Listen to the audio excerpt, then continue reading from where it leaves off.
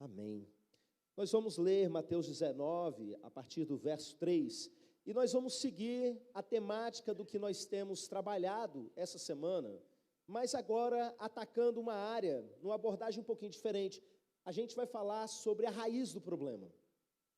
A gente vai falar sobre um problema que tem a ver com a vida de muitos de nós, e com certeza tem a ver com todas as famílias aqui.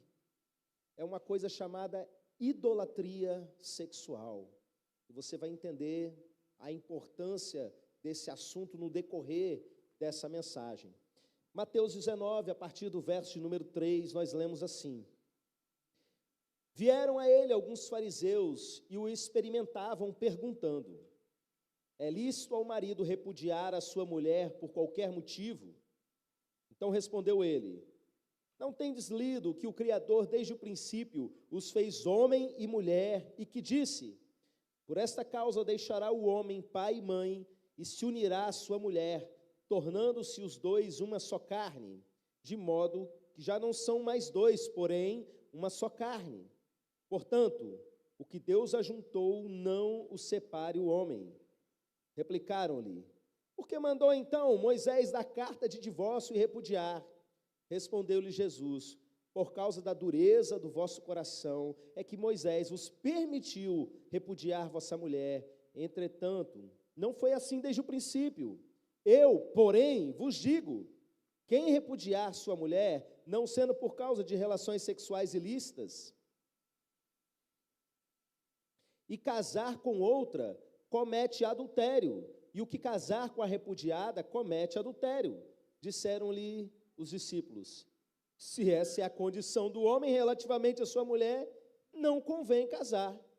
Jesus, porém, lhes respondeu: Nem todos são aptos para receber este conceito, mas apenas a quem é dado. Porque há eunucos de nascença, há outros a quem os homens fizeram a tais, e há outros que a si mesmos se fizeram eunucos, por causa do reino dos céus. Quem é apto para admitir, admita. Amém, meus irmãos?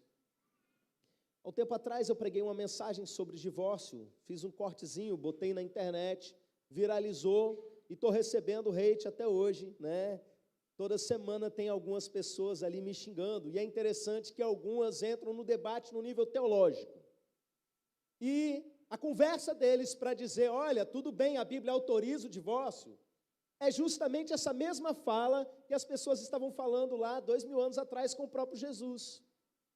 Porque Jesus começa a dizer, olha, está errado, no princípio não foi assim, deixa o homem, seu pai e sua mulher, seu pai e sua mãe, deixa o homem, seu pai e sua mãe, junte-se a sua mulher, e serão os dois uma só carne.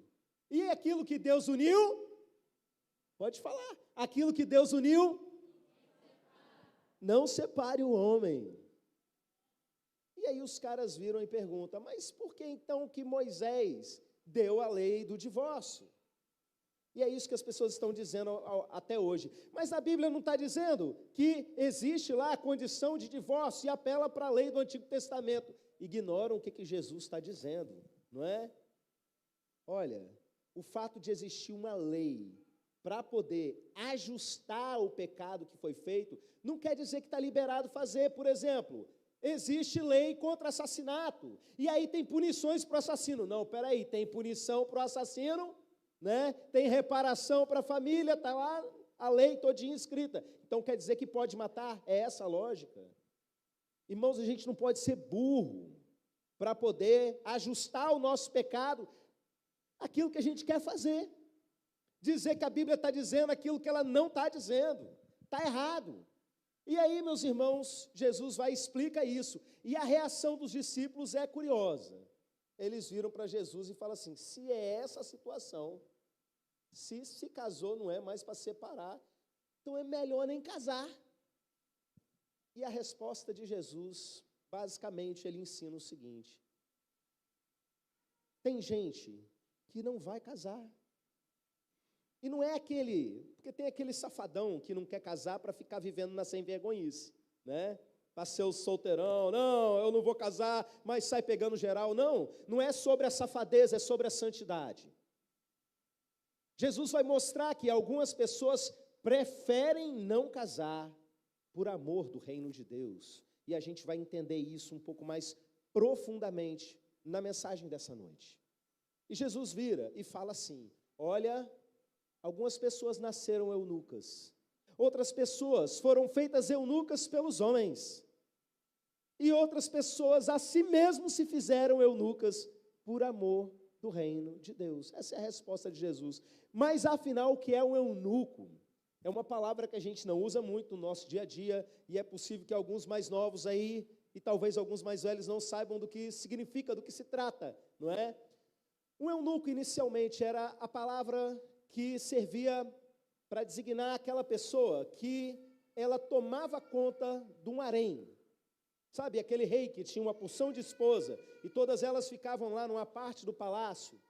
Um homem tinha as suas partes íntimas cortadas para que ele não fosse um risco, e era colocado ali para tomar conta dessas mulheres. Mas essa palavra eunuco acabou sendo usada de uma forma geral para pessoas que tinham o seu aparelho sexual danificado, inviabilizado de alguma maneira. Então Jesus diz que algumas pessoas nasceram assim, má formação, como qualquer outro tipo de má formação. Tem gente que nasce sem orelha, né? Tem gente que nasce aí com a cabeça colada um no outro, coisas assim acontecem.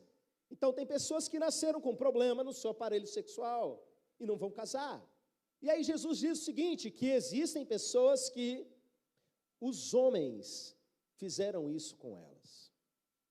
E aí, meus irmãos, aqui a gente vê várias situações relacionadas a isso que nós temos falado, como um tipo de abuso. Eu vou dar um exemplo para vocês. A gente tem na história da música e na história da igreja uma coisa extremamente vergonhosa, que eram os castrati. Quem já ouviu falar dos castrati? Pessoal que estudou um pouco de música aí, né? Conhece um pouquinho, 2 levantaram a mão, né? O que eram os castrati? Os castrati eram o seguinte: durante a Idade Média, as mulheres eram proibidas de cantar na igreja. Mas como é que fazia para montar um coral só com voz grossa? Então precisava que as crianças cantassem. Só que a voz fina de criança tem data de validade. Vai chegar ali na pré-adolescência, na adolescência, vai começar aquele negócio de fala grosso, fala fino, e daqui a pouco só fala grosso, né?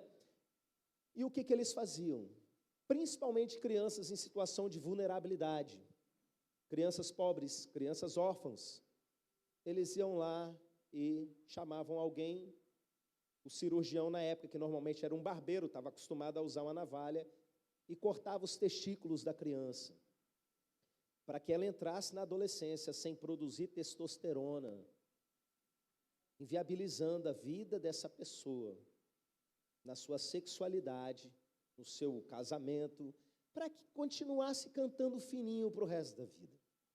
E os castrati, eles eram treinados nos conservatórios e cantavam em várias e várias igrejas da Europa, e isso era uma coisa muito comum. A Capela Sistina, lá dentro do Vaticano, tinha vários castrati famosos que cantavam lá, pessoas que, para satisfazer um sistema, para satisfazer pessoas, indivíduos, sofriam esse nível de amputação, de abuso. E aqui, meus irmãos, nessa prática do castrati, isso veio até bem recente, tá? Foi finalzinho do século XIX que um papa lá baixou uma lei proibindo que se fizesse isso para os corais da igreja. Mas veio até um dia desses, né? Essa prática, meus irmãos, ela ilustra o mecanismo do abuso no mundo.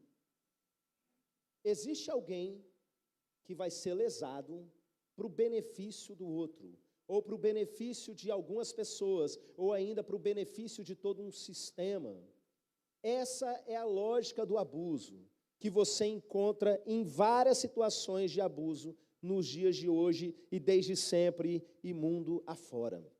Então você tem uma lógica do reino das trevas. Alguém vai ser prejudicado para satisfação de outro ou de outras pessoas. Mas ao mesmo tempo Jesus vai mostrar que existe o contrário. Vai mostrar que existem pessoas que simplesmente a si mesmos se fazem eunucos por amor do reino de Deus. Eu entendo, meus irmãos, que quando Jesus diz isso, ele não está falando no sentido de que algumas pessoas vão cortar o seu próprio corpo para se fazer eunuco, mas que elas vão renunciar à expressão da sua própria sexualidade em favor do reino de Deus. E para você entender bem isso, eu preciso que você entenda o tamanho do poder que a sexualidade tem dentro de nós. Deus criou, meus irmãos, o sexo. E Ele criou como uma força muito poderosa. É de propósito isso. A nossa sexualidade faz parte de processos que são base para o funcionamento da nossa mente, que tem a ver, meus irmãos, com várias áreas da nossa estrutura cognitiva. Fala, por exemplo, da nossa identidade, de como é a nossa autopercepção, desde a nossa infância até a velhice. Irmãos, a nossa sexualidade passa por questões como autoestima, passa por questões como o nosso instinto de reprodução, passa por questões como afetividade, tem a ver com o funcionamento do nosso próprio corpo, porque se relaciona com os hormônios do próprio corpo, interfere, por exemplo, em saúde do sono, interfere diversas coisas. E você entendendo o tamanho do poder disso, você começa a entender por que essa área ela é tão disputada no mundo espiritual. O apóstolo Paulo, por exemplo, ao tocar nos pecados de natureza sexual, ele vai dizer que esse pecado está numa categoria diferente. Lá na sua carta, primeira carta aos Coríntios, ele vai dizer o seguinte: meus irmãos, fugir da imoralidade sexual. Porque todos os pecados que o homem comete no corpo, mas fora do corpo, mas esse pecado, ele comete dentro do seu próprio corpo. E ele vai explicar a gravidade disso, porque quando você recebe a Cristo, você se torna um, o seu espírito se torna um com o Espírito Santo de Deus. E o povo daquela igreja estava se misturando com prostituição. E aí estava dando um problema muito sério. E ele vem mostrando, olha, esse tipo de pecado está numa categoria muito diferente, fujam disso. Satanás sabe do tamanho, do poder que se tem de tocar na sexualidade de uma pessoa. Vou compartilhar uma coisa como pastor. A maior parte das pessoas que têm problema e se afastam da igreja, não são inicialmente por uma questão de treta, de relacionamento com irmãos. Muitas vezes é o problema com relacionamento com Deus, porque foi aberto brechas na área da sexualidade. Casamentos estão ruindo por causa disso. Solteiros não conseguem se firmar na fé por causa disso. E toda essa raiz, meus irmãos, tem a ver com uma coisa chamada idolatria sexual. Jesus disse que essas pessoas, elas se tornaram eunucas por causa do reino de Deus. Tem pelo menos duas formas para a gente entender esse por causa do reino. Porque a pessoa está preocupada com o reino. Essa é a primeira. Porque ela começa a pensar no próximo. Porque vai causar um escândalo para o reino. Essa é uma maneira de entender. Mas existe uma outra que eu entendo que é mais correta, mais ampla. É porque você faz parte do reino de Deus. A pessoa submete a sua própria sexualidade, no caso dessas pessoas, ao ponto de negar a sua própria sexualidade por causa do reino, ou seja, porque Jesus reina em mim, porque existe um Senhor sobre a minha vida, que reina sobre todas as áreas da minha vida, inclusive sobre a minha sexualidade. Esse é um ponto difícil para a igreja moderna entender. Porque, meus irmãos, a gente vive numa sociedade que é guiada por um tipo de lei no que diz respeito à sexualidade, uma lei implícita, que basicamente é o seguinte: está com vontade, faz. E não existem filtros e não existem barreiras. O problema, meus irmãos, é que o ser humano caído, ele é um poço sem fundo de iniquidade. O ser humano caído, se ele começa a dar vazão para qualquer coisa que passa pela sua cabeça, se ele começa a alimentar qualquer desejo que passa, irmãos, é só olhar lá para Sodoma e Gomorra na Bíblia. Eles queriam estuprar os anjos. O ser humano vai daí para pior. Só que o discurso, na atualidade, é outro. Eu participei de algumas conversas, assim, com pessoas fora do ambiente do reino de Deus, quando eu estava, por exemplo, no mestrado, cercado ali de psicólogos, doutores e tudo, e a gente falando algumas situações como pedofilia, e para eles, meus irmãos, é tudo natural, a pessoa, ela é assim. O discurso é esse, sabe? Isso é muito complicado, porque já pensou se a gente fosse afirmar, e eles estão fazendo isso, e que a pessoa é aquilo que ela sente? Quanta coisa você já sentiu na sua vida desde que você nasceu? Quanta coisa foi sugerida em termos de desejo, em termos de perversidade? E aí, quando um crente vai lá e abre a Bíblia e fala, olha, na nossa fé, determinadas práticas, isso, são pecado. Sabe qual é a resposta de quem tem sido doutrinado pelo ativismo do nosso tempo? A resposta é basicamente o seguinte: você me odeia, você não concorda com a minha existência. Não é discurso de ódio. Eu estou falando o que eu creio para mim. Eu estou falando o que eu ensino para a minha família, para a nossa família de fé. É a nossa fé. Eu não estou falando aqui para bater em quem pensa diferente, em matar em quem faz diferente. Eu estou aqui ensinando o que nós cremos como a nossa prática de fé, que determinadas coisas são pecado. E nós somos odiados por dizer isso. É isso que tem acontecido. Entenda uma coisa, você não é o que você sente. Você é aquilo que Deus diz ao seu respeito. A Bíblia diz que você foi eleito nele antes da fundação do mundo. Não tem a ver com pecados que surgem no decorrer da sua vida. O problema, meus irmãos, é que uma grande parte das vezes, a igreja moderna, ela tem pregado uma coisa e vivido outra. E aí chega um momento que ela até para de pregar para só viver aquilo que é o contrário do que deveria estar vivendo. Vou dar uns exemplos para vocês. Eu falei no início da mensagem sobre o divórcio. Para muitas igrejas o divórcio nem é pecado mais. E é por isso que tem causado escândalo no ouvido de tanta gente. Textos como esse que nós acabamos de ler. Mas existem muitas igrejas em que o divórcio, ele é pecado. Ele é pregado como sendo um pecado. Mas na prática, não existe diferença estatística entre o que acontece dentro da igreja e o que acontece fora da igreja. Porque as pessoas sabem uma coisa, mas vivem outra completamente diferente. Outro exemplo que eu dei no início da mensagem: sexo antes do casamento. Muitas igrejas já normalizaram isso. Tem anos que eu vejo pastores em internet afora, produzindo texto e conteúdo dizendo que tudo bem, que o casamento é só uma formalidade, bababá, uma questão cultural, e é normal que aconteça e não sei o quê, e virou essa bagunça toda, porque o crente ele vai lá e ele procura alguém na internet para falar aquilo que ele concorda. Se ele não concorda com o dízimo, ele vai achar um pastor que vai ensinar contra o dízimo. É assim que a gente vive. Mas presta atenção, em muitos ambientes, em muitas igrejas, para não dizer outra coisa, o pastor está daqui ensinando, o pastor está pregando. Se perguntar para qualquer um, vai dizer, não, a Bíblia está dizendo mesmo, bem-aventurado seja o leito sem mácula, vai citar coisas, todo mundo sabe que biblicamente é pecado, mas na prática, pouca diferença há entre quem está fora da igreja e quem está dentro. Por quê?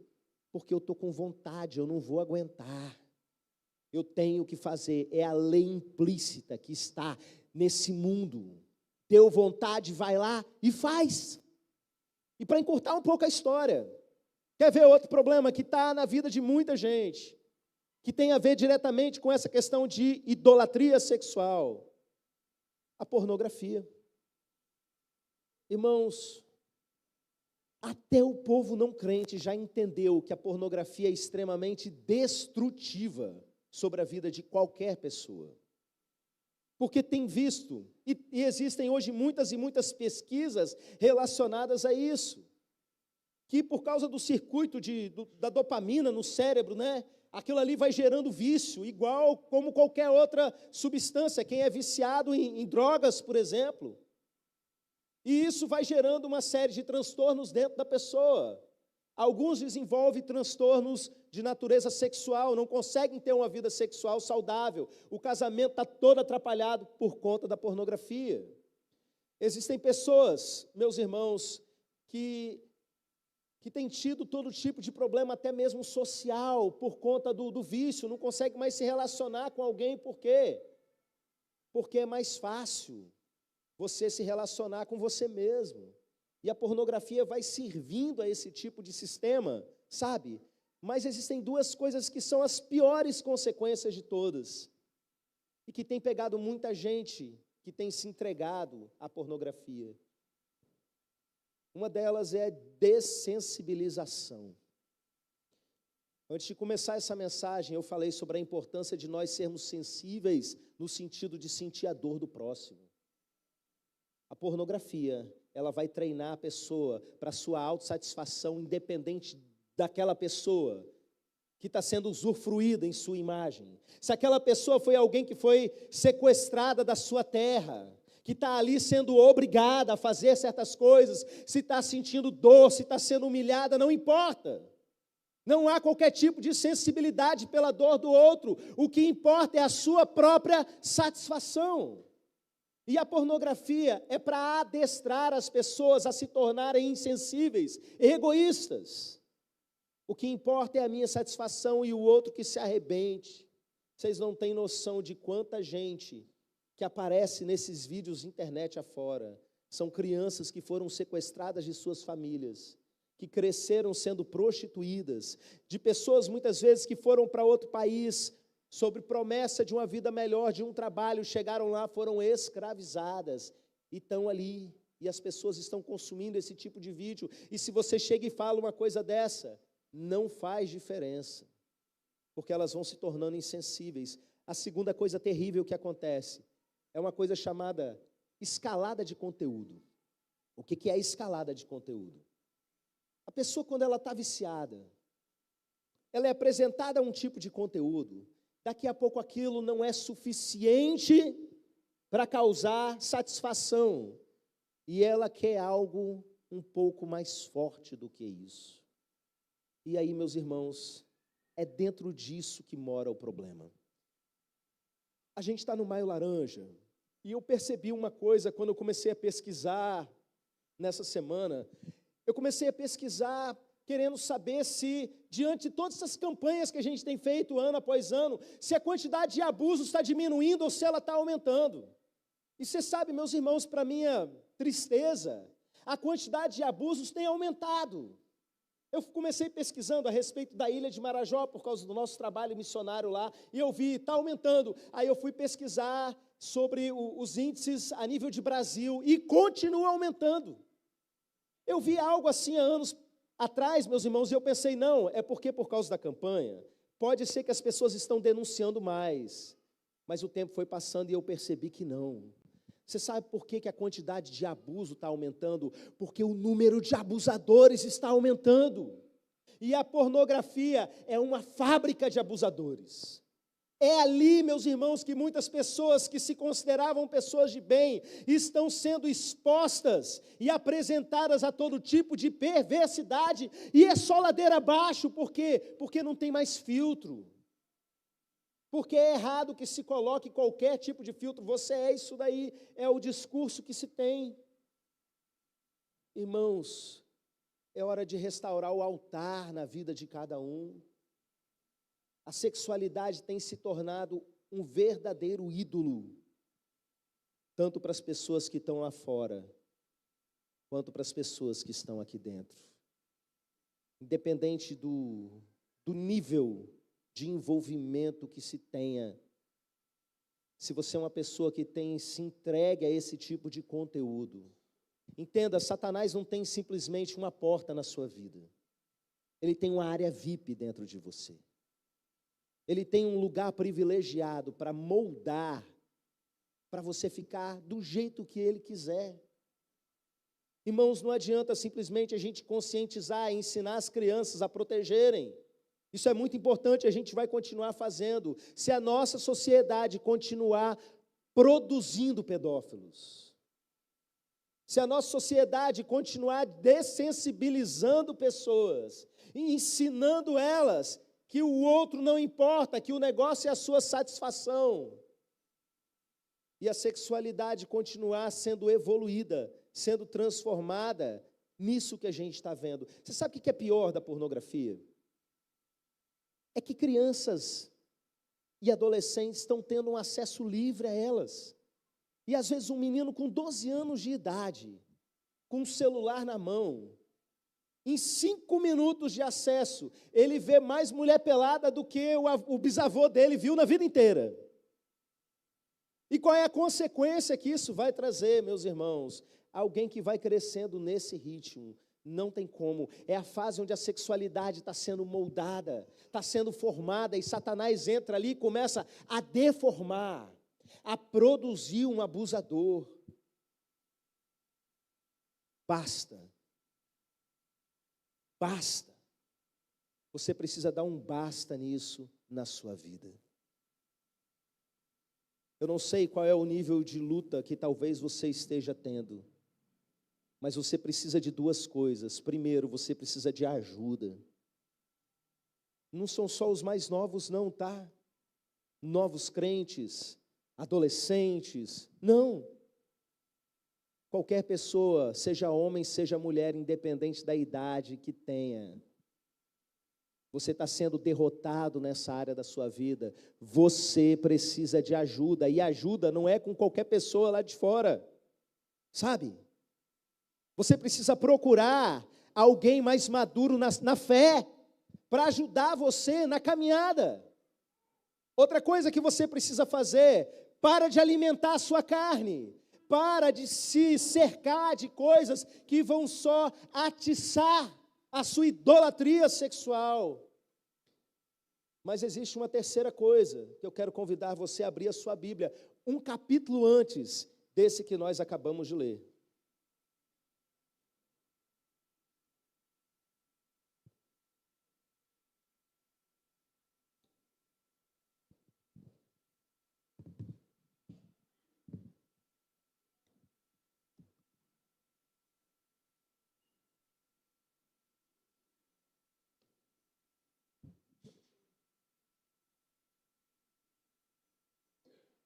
Mateus 18.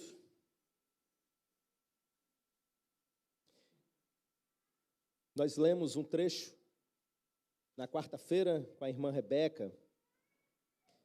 E eu quero ler para vocês, Mateus 18, a partir do verso 6. Qualquer, porém, que fizer tropeçar a um desses pequeninos que creem em mim, melhor lhe fora que se lhe pendurasse ao pescoço uma grande pedra de moinho e fosse afogado na profundeza do mar. Ai do mundo por causa dos escândalos, porque é inevitável que venham escândalos, mas ai do homem pelo qual vem o escândalo. Portanto, se a tua mão ou o teu pé te faz tropeçar, corta-o e lança-o de ti. Melhor é entrares na vida manco ou aleijado, do que tendo 2 mãos ou 2 pés, seres lançado no fogo eterno.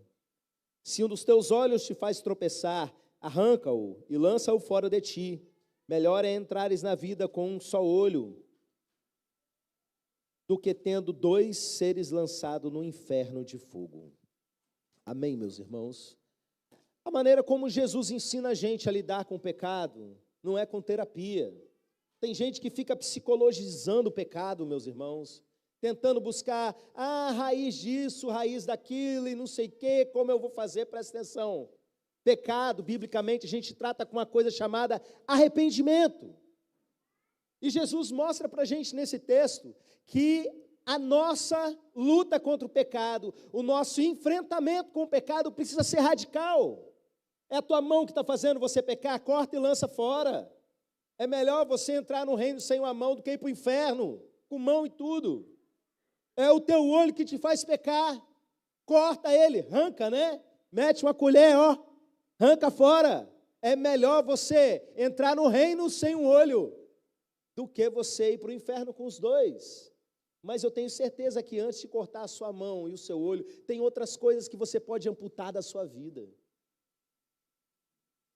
Talvez alguns aqui precisem cortar redes sociais da sua vida, porque não estão dando conta de viver em santidade e ter redes sociais. Talvez alguns precisem cortar certas influências da vida de vocês. Talvez alguns precisem amputar relacionamentos. Mas existe uma coisa muito séria que Jesus fala, que tem tudo a ver com essa questão de abuso que nós estamos tratando. Ele está falando aqui, quando ele fala de pequeninos, os versos anteriores deixam claro que ele está falando de criança mesmo. O verso anterior ele está falando que se alguém quiser entrar no reino, tem que ser como criança. Ele pega uma criança, ele mostra. E aí Jesus começa a falar o seguinte: olha, qualquer um que causar escândalo, que causar tropeço na vida de um desses pequeninos, era melhor que amarrasse no pescoço uma pedra de moinho. Deixa eu te explicar o que é uma pedra de moinho. É uma pedra dessa altura, dessa largura, que rodava na prensa do azeite. Eu vi isso na vida real, lá em Israel, é imensa, pesadona. Amarrasse isso no pescoço e se lançasse na profundeza do mar. Jesus está falando, cabra, é melhor você morrer, é melhor você se matar do que você abusar de uma criança, do que você mexer com um desses pequeninos que creem em mim. Essa é a opinião de Jesus sobre abuso. Para os outros pecados, corta a mão, corta olho, mas vai tocar em criança, não. Melhor seria que você amarrasse uma pedra enorme no seu pescoço e se afogasse na profundeza do mar. Não brinca com isso. Você foi deformado por conta da pornografia, ou da sua história de vida, ou talvez de abusos que você sofreu, e você chegou nesse nível de tentação. Não chegue a tocar em uma criança. Se afaste em nome de Jesus, porque eu prefiro, e Jesus prefere, que você morra do que você faça isso. Irmãos, o tamanho do estrago que um abuso faz na vida de uma criança é uma coisa assim indescritível. O tamanho do trauma que isso vai gerar, que vai mexer muitas vezes com a percepção que ela tem do seu próprio corpo, que vai mexer com aquilo que ela acredita sobre si mesma, a sua autopercepção, a sua identidade, e vai mexer com sonhos, e vai mexer com projetos de vida, e vai mexer muitas vezes com casamento lá na frente, e muitos vão se matar no meio do caminho durante a adolescência, e você vai ver a raiz, alguém tocou nessa criança, alguém usado pelo reino das trevas. Se o reino das trevas tem sido o mecanismo do funcionamento da sua sexualidade, a mensagem dessa noite eu apresento o mecanismo do reino de Deus. Se a sua expressão de sexualidade é um pecado, não viva ela. Renuncie à sua sexualidade, viva como um eunuco, por amor do reino de Deus. Essa é a cultura do reino de Deus, renúncia. Tome a sua cruz e siga a Jesus. Se essa mensagem mexeu no profundo com alguns, mais especificamente com quem tem tido luta nessa área, eu volto a dizer, pede ajuda e enfrenta o pecado como o pecado deve ser enfrentado, vai fortalecer o seu espírito. Eu não vou fazer apelo nessa noite, mas eu quero orar pela vida sexual de cada um de vocês, que você não seja dominado pelos seus instintos sexuais, mas que os seus instintos sexuais sejam dominados por você, por causa da presença do Espírito Santo de Deus na sua vida. Você pode se colocar de pé nesse momento?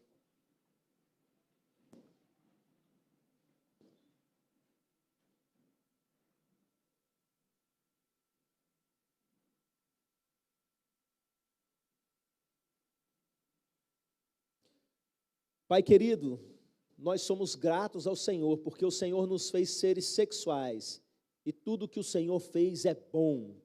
Obrigado por essa força tão poderosa que o Senhor colocou dentro de cada um de nós. Mas nós queremos aqui em oração, meu Pai, submeter todas as áreas da nossa vida ao Teu reino. Por causa do Teu reino, reine também, meu Deus, sobre a nossa sexualidade. Meu Pai, não permita que dentro da igreja a situação seja a mesma lá de fora, que pessoas vivam na hipocrisia, pregando uma coisa, vivendo outra, que haja santidade, meu Deus, que todo altar idólatra seja derrubado dentro de cada um de nós, que nós estejamos submetidos ao Senhor e não aos nossos desejos errados. Eu sei que muitos de nós somos estragados ao longo da vida, fomos estragados por abusos, por ensinos errados, por toda uma força cultural de música, de filme, de série, de tanta coisa, que tem feito com que a gente ache que a sexualidade ela precisa sempre ser satisfeita. Mas nós estamos aqui, meu Deus, para nos submeter ao Teu Espírito. E nós estamos dispostos, meu Deus, a renunciar todo o pecado, por mais poderoso que seja dentro de nós, por causa do Teu reino. E eu oro nesse momento sobre cada pessoa que faz essa oração em santidade, que o Senhor os fortaleça, meu Pai, que o Senhor os ajude a vencer, meu Deus, que eles tenham a força para amputar, seja o que for de suas vidas, de tirar de suas vidas a influência ruim, seja a que for, para viver plenamente o Teu reino, em nome de Jesus. Amém. Amém. Glória a Deus. Aleluia.